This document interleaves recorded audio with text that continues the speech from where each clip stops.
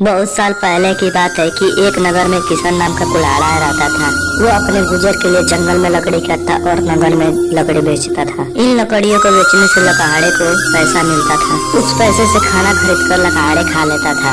यह उसका दिनचर्या रोज का था। एक दिन की बात है कि जंगल में लकड़हारा तेज बहती हुई नदी के पास एक पेड़ पर चढ़कर लकड़ी काट रहा था। पेड़ से लकड़ी काटते हुए कुल्हाड़े के हाथ से नदी में छूटकर जा गिरी। कुल्हाड़े ढूंढने के लिए लकड़हारा पेड़ से नीचे उतरा और कुल्हाड़े ढूंढने लगा, लेकिन बहुत प्रयास करने के बाद कुल्हाड़े को उसकी कुल्हाड़ी नहीं मिली। कुल्हाड़े ने सोचा कि नदी में बहुत ज्यादा पानी और बहाव भी तेज है। कुल्हाड़ी नदी के पानी के साथ बह गई होगी। उदास और मायूस होकर कुल्हाड़े नदी के पास बैठकर रोने लगा। कुल्हाड़ी खो जाने से कुल्हाड़ा बहुत ज्यादा दुखी था। कुल्हाड़ा यह सोचने लगा कि उसके पास पैसा भी नहीं है कि वह नई कुल्हाड़ी खरीद सके। जब लकड़हारा नदी के किनारे मायूस होकर बैठा हुआ था तो नदी में से देवता स्वरूप एक मनुष्य प्रकट हुए और उन्होंने लकड़हारे को आवाज लगाई। देवता ने लकड़हारे से पूछा कि तुम इतना दुखी क्यों हो और तुम क्यों रो रहे हो।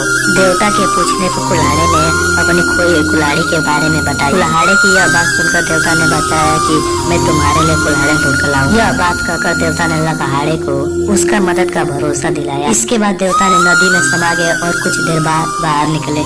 लकड़हारे ने देखा कि देवता के हाथ में 3 तरह के कुल्हाड़ी है। देवता ने पहली कुल्हाड़ी दिखाई जो सोने की बनी हुई थी। देवता ने लकड़हारे से पूछा कि बताओ यह तुम्हारी कुल्हाड़ी है।